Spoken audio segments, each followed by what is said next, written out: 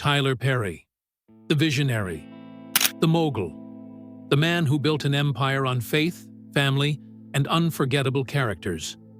But what if everything you thought you knew was only half the story? What if behind the laughter and gospel was betrayal, silence, and pain? David Mann is finally speaking out, and what he reveals will change how you see Perry forever. This isn't just a feud, it's a reckoning. Loretta Devine, Mann, and more join a growing chorus of voices. Stick around, because the truth is louder than the stage. For over 2 decades, David Mann stood at Tyler Perry's side. As Mr. Brown, he brought joy and laughter to millions. From stage plays to hit TV shows like Meet the Browns and movies like Medea Goes to Jail, David was the comedic heartbeat of the Perry universe. But off-camera, something wasn't right. While Perry maintained tight control as writer, director, actor, and producer, David was increasingly shut out of the creative process. His ideas, his emotional investment in scenes, all dismissed. He stayed quiet for years, but behind the grin of Mr. Brown was a man quietly drowning. The turning point came during the filming of Meet the Browns.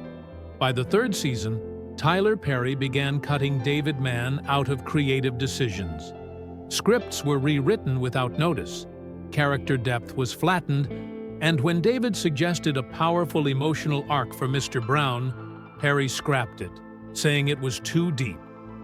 One day on set, David finally confronted him.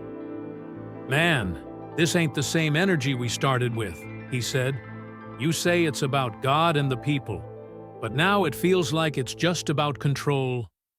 According to witnesses, Perry replied coldly, "This is my vision. If you have a problem with that, there's the door." That was the moment David Mann began stepping back. Not loudly, not publicly, but steadily. Offers from Perry Studios slowed down. The collaboration that once felt like a spiritual partnership had become strictly business. And the silence from David, once the loyal right-hand man, was deafening. But he wasn't the only one feeling used. There's a disturbing pattern that runs through Tyler Perry's empire. Cassie Davis, who played the bold and hilarious Aunt Bam, disappeared from projects for long stretches. Insiders say she pushed back against some of the show's creative shifts that moved away from spiritual roots. Patrice Lovely, beloved as Hattie Mae Love, also grew frustrated, feeling that her presence was more about laughs than substance. And then there's Tasha Smith, who gave a powerhouse performance as Angela in Why Did I Get Married? She publicly spoke about fighting for equal treatment and feeling creatively stifled. These weren't isolated incidents. It was a pattern, a culture of control disguised as collaboration. And David Mann, the man who once embodied that loyalty, was now stepping out of the shadows. In a recent podcast, he didn't name names, but his words were clear. "Loyalty without respect becomes servitude," he said. "I gave my loyalty, but I wasn't always respected." Standing beside him through all of it was his wife, Mann. Known for her angelic gospel voice and her role as Cora in the Medea universe, she was the calm to David's storm. While David played the fool on screen, Tamala held the real emotional weight. She too had concerns about Perry's direction. As profanity and sexual content increased in his productions, Tamala felt a spiritual shift, one that she could no longer ignore.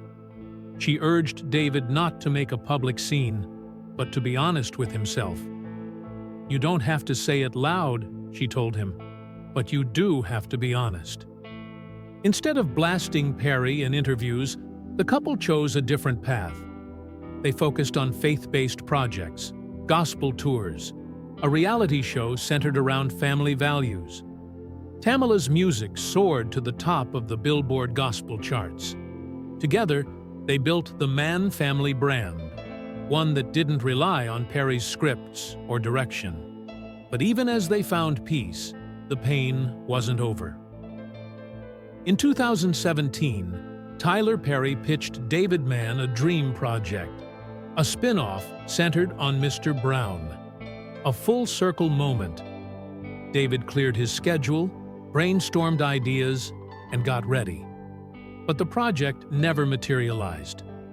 Months later, Perry launched a different family comedy, eerily similar to what David had pitched, but with a completely new cast.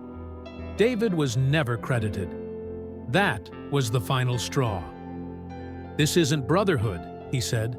"This is business, and I was just a product." And that brings us to Loretta Devine, another legend in Black Hollywood with her own story of betrayal.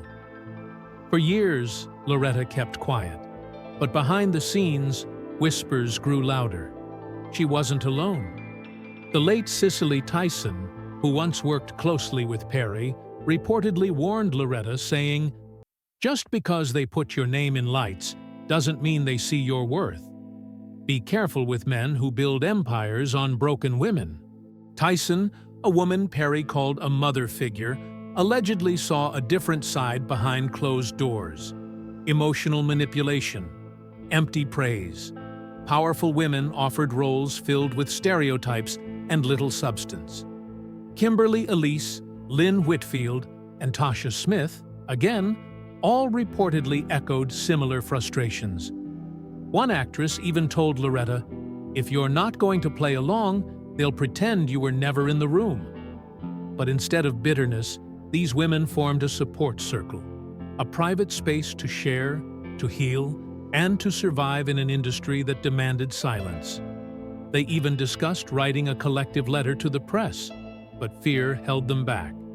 Fear of being blackballed, fear of legal retaliation, fear of the system they once helped build. Then, Tyler Perry did something unexpected. He extended an olive branch to Loretta. A new film, a supporting role, press coverage to announce their reunion. But the role? The same tired, emotionally broken mother she had turned down years before. "He wants a photo op," she told a friend. "Not respect." She declined. But she didn't stop there. She wrote a letter. Honest, professional, devastating. One insider said, "It was the most truthful thing anyone's ever said to Tyler.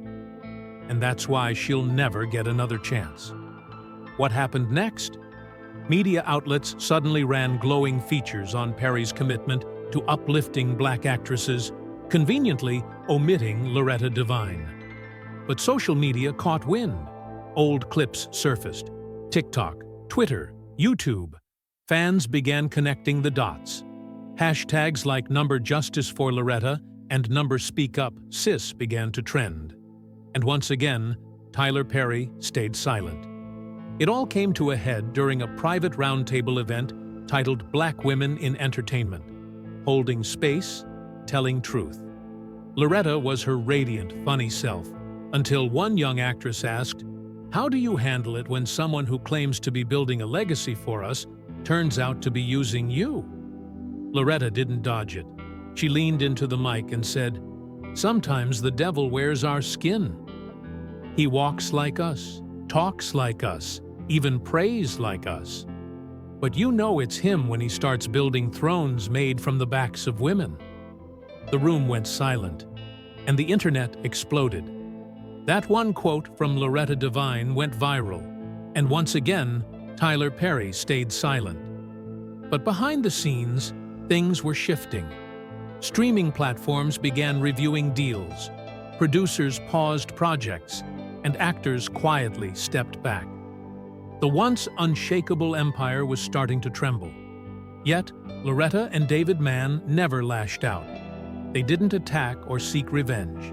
They simply spoke their truth, calmly, powerfully. Now, David and Tamala Mann are flourishing. Their music inspires, their faith leads, and their brand uplifts. At a recent concert, David stood beside Tamala, saying, "Sometimes God removes you from someone else's spotlight to shine on your truth. If this story opened your eyes, hit like, share with others, and subscribe for more powerful truths. We're just getting started. Real voices, real stories, and revelations Hollywood never wanted you to hear. Stay tuned. Thanks for watching.